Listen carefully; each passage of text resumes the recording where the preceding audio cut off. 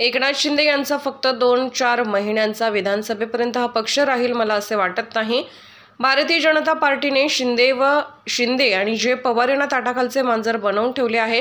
जे भारतीय जनता पार्टी म्हणेल तेच यांना करावे लागते। असे कधीही झाले नव्हते की उमेदवार जागा सुटेल तर दुसऱ्या पक्षाने दुसऱ्या पक्षाचा उमेदवार ठरवावा। शिवसेना प्रमुखाने उद्धव ठाकरे हे ज्यावेळी नेतृत्व करत होते त्यावेळेस कधी भारतीय जनता पार्टीची हिंमत झाली नाही की तुमचा उमेदवार असावा असं बोलण्याची जागा वाटप हे पक्षाचे होत असते।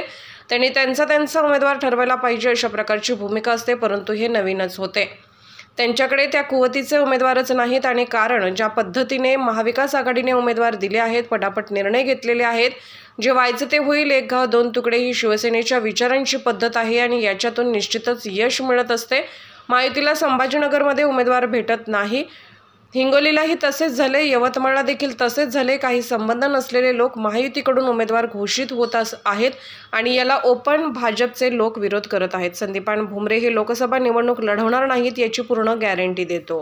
शिंदे आहेत आणि पवार आहेत, यांना ताटाखालचं मांजर असंच ठेवलेलं आहे। यांच्या म्हणण्याला कोणताही से ज्याला आपण म्हणतात से कोणताही नाही, यांच्या विचाराला, बोलण्याला, वागण्याला जे भारतीय जनता पार्टी म्हणेल तेच त्यांना करावं लागतं। असं कधी झालं नव्हतं की उमेदवार जागा सुटल्यानंतर उमेदवार दुसऱ्या पक्षाने दुसऱ्या पक्षाचा उमेदवार ठरवा, असं कधी शिवसेना प्रमुख आणि उद्धवजी हे नेतृत्व करताना कधी भारतीय जनता पार्टीची हिंमत नाही झाली तुमचा उमेदवार हा असावा।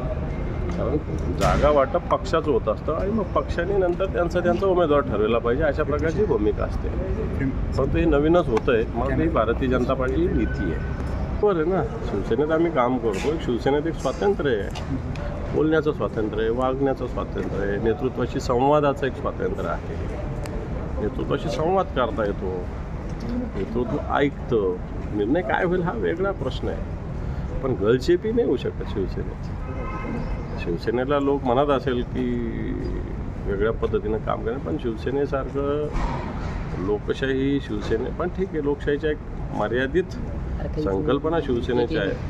परंतु ज्या पद्धतीनं आज भारतीय जनता पार्टी एकनाथ शिंदेंच्या गटाचे उमेदवार बदलतात याच्यावरून लक्षात येतं की या गटावर कोणाचं नियंत्रण आहे। हे जे सांगतात ना आम्ही शिवसेना प्रमुखाची शिवसेना वाढवायला करू, आमचं स्वतंत्र काही स्वतंत्र अस्तित्व नाही, हे याच्यातून स्पष्ट होतं। दादा, बच्चू कडू जेव्हा बोलताना म्हणतात की तुम्हाला घेरलं जाऊ शकतं, म्हणजे एकनाथ शिंदेंना भविष्यात घेरलं जाऊ शकतं भाजपकडून, हे काय वाटतं मला, भविष्यात शकतं? घेरलं जाऊ शकतं आणि घेरलेलंच आहे। म्हणजे आता किती लोक गेले यांचे, किती लोकांना उमेदवार मिळाले, तुमाने कटले रामटेकचे, बरोबर आहे, हेमंत पाटील कटले, भावना गवळी कटले, धैर्यशील मानेला विरोध करतातच आहे। ठाणे आणि कल्याण सहजासहजी त्यांना मिळत नाही, रत्नागिरी सिंधुदुर्ग त्यांना मिळत नाही आहे, रायगड त्यांनी मागण्याचा प्रयत्न केला, काय झालं, कोणतं यश मिळालं त्यांना? बिलकुल यश मिळालेलं नाही। बरं नाही, त्यांच्याकडे त्या कुवतीचे उमेदवारच नाही। आणि कारण ज्या पद्धतीनं महाविकास आघाडीनं, शिवसेनेनं, उद्धवजींनी ज्या पद्धतीनं उमेदवार दिलेले आहे, पटापट निर्णय घेतलेले आहे, शिवसेनेची ती पद्धती आहे। जे व्हायचे तेव्हा एक गाव दोन तुकडे ही शिवसेनेच्या विचाराची पद्धत आहे आणि मग याच्यातून निश्चित यश मिळत असतं।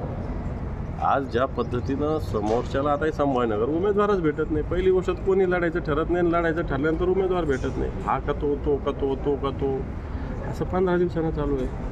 आता तिकडं हिंगोलीला तसंच झालं, यवतमाळला तसंच झालं, काही संबंध नसलेले लोक उमेदवार होत आहेत भारतीय जनता पार्टीच्या दबावाखाली आणि ओपन भारतीय जनता पार्टीचे लोक विरोध करत आहेत। मी तुम्हाला सांगू, संदीपानजी भुमरे हे निवडणूक लढवणार नाही, हे मी तुम्हाला पूर्ण गॅरंटी देतो।